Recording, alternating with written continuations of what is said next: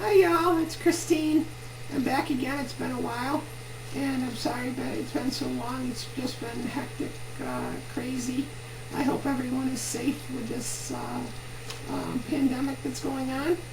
And my life has been absolutely nuts, and I'd like to thank everybody that's watched my other videos and left me all the good comments on the videos.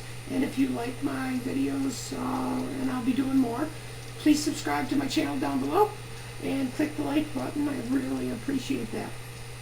Anyway, today's topic, I'm going to talk about a very difficult thing, self-acceptance. You have to accept yourself. You have to accept who you are. And the society from the older trans perspective is that we weren't accepted.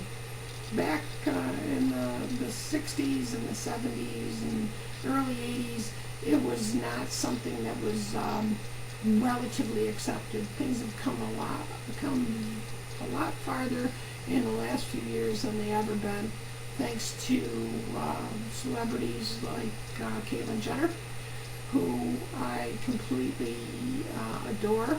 Would love to meet her. Caitlyn, if you're watching, I'm not a celebrity, but I would love to meet you and talk to you intellectually about things. I'm a flyer too. I love to fly, ride motorcycles, race cars, do whatever. But anyway, I definitely love to talk to you. Your book is phenomenal. Secrets of My Life was unbelievably close to my life. And again, thanks for all your help here in the trans community. Anyway, and if you want a good book, good read, you definitely want to read her book. It's very good, I think. I don't read a lot of books, but it's really good. Anyway, I would like to talk about the self-acceptance issues in our lives. Self-acceptance is a tough thing to start with because we have been so pushed back in society. You have to get deep in your head about realizing who you are. Things in life do change daily, and they change yearly. I started out in my life pretty much doing the same thing, trying on my mom's clothes when I was young, in hidden rooms and just hiding things, hiding who I was. Was married a couple of times. I know I mentioned it before. My last wife of 22 years.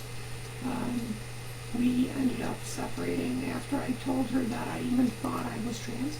She decided she was going to leave within a few weeks, and then within a month or so, she was already seeing somebody, and it devastated me. Along with trying to figure out who I was, trying to take this person that is Christine, who I called the demon, because she was not supposed to be there.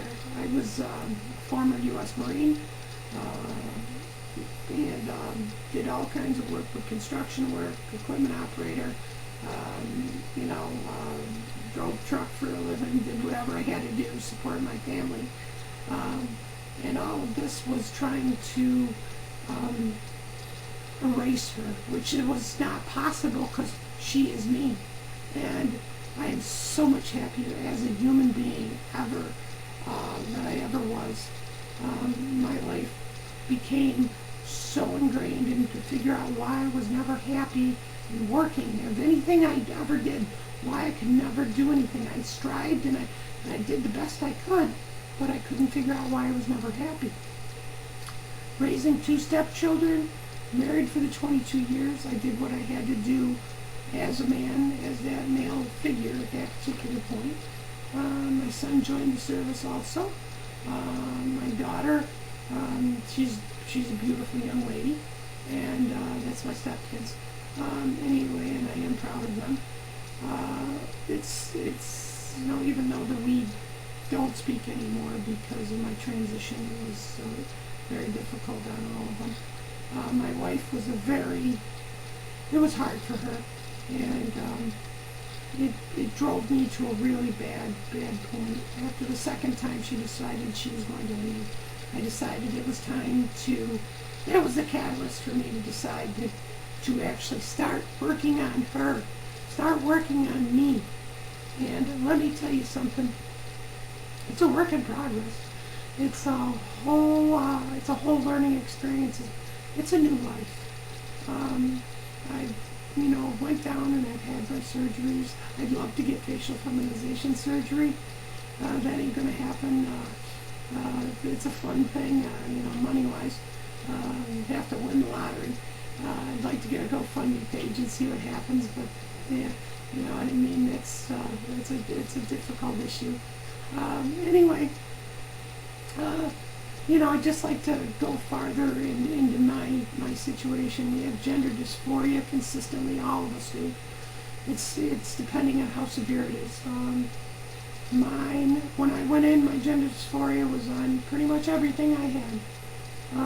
I developed pretty well, I think. I don't think I'm not trying to be arrogant, but I don't think I'm ugly. I'm okay. I'd like to get some work done here, just a little bit, brow work, whatever. Anyway, I believe in my transition at 100%. I've never had anything so positive that I've done in my life. I wake up every day and realize it was the best thing I ever did. It was where I needed to be in my life. And that's called self-acceptance. And it was not an easy thing to do. And it's never easy, so you have to, that's one of the first things you have to do when you're trans is come to grips with your self-acceptance. Because if you're not self-acceptance, your own inner demons, if you're not accepting yourself, then transition isn't the way you need to go. Because the next step after self-acceptance is coming out, and you need to be secure in who you are at that particular point in your life, and that can be super difficult. I believe that after doing my research and after having my support system, which coming out to my mother was the best thing I ever did. My parents, I should say, not just my mother. It was horrendous for coming out to my wife, but I had to come out to my parents and let them know what was going on. And if you read Caitlin's book, it's pretty much, textbook of the way my mother reacted, which was amazing. On how she reacted in the same way that Caitlyn Jenner's mother reacted. What did I do wrong? But I walked her through this and explained it to her. And now she is like the super support system that you'll ever have. It's amazing how supportive she is. Since the transition, I've ended up meeting several new friends, great friends. I have a really, really good friend in Hawaii, and I've met some amazing people. I hope to continue to meet some amazing people in my life. I believe that the WPATH standards, the World Professional Association for Transgendered Health, I didn't believe in them in the beginning of my transition because they were a stopgate to each individual part of my transition. But I do realize in my part of my transition where I am now, it is so super important that you look at those standards, that you look at what's going on, that you speak to a counselor, you get yourself through this. There's like a 75 to an 80% suicide attempt ratio for older trans people. We need to not have that.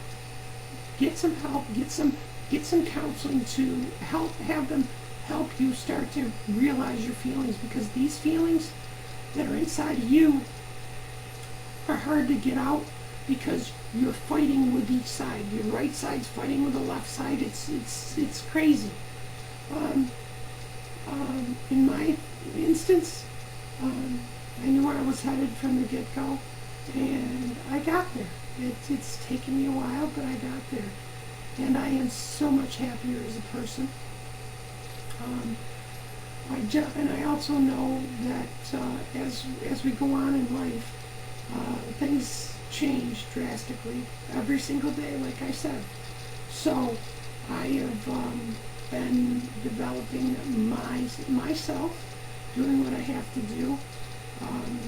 After the year of living in my gender role with the RAS standards, it was a little precarious at that situation at that time in my life, but I got through it, and that was part to the self-acceptance situation.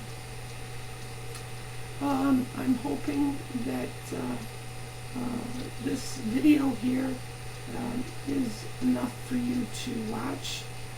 Like I said, this is kind of part one of my videos I want to put out as far as what we've got going on in life, as far as being older and trans, and some of the difficulties of the first transition, just the difficulties that we have.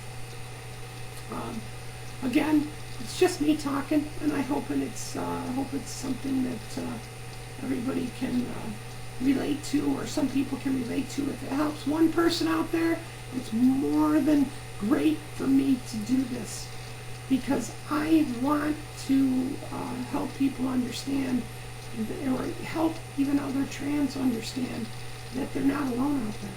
There's so much stuff in your brain that goes on. Society says it's not right, and then your brain says, I need to do this. And it's the way it works. This is who you are. This is who you were. You have to come in and be self-acceptance in your first part that you need to do. Part two of this series, I think, is going to be on coming out. I'm going to try to get some issues on my coming out and how things worked out to that point in my life. And again, this is Christine, and I hope you're staying safe with this pandemic. You have yourself a wonderful, any part of the day of whatever it is. Keep smiling and do what you got to do.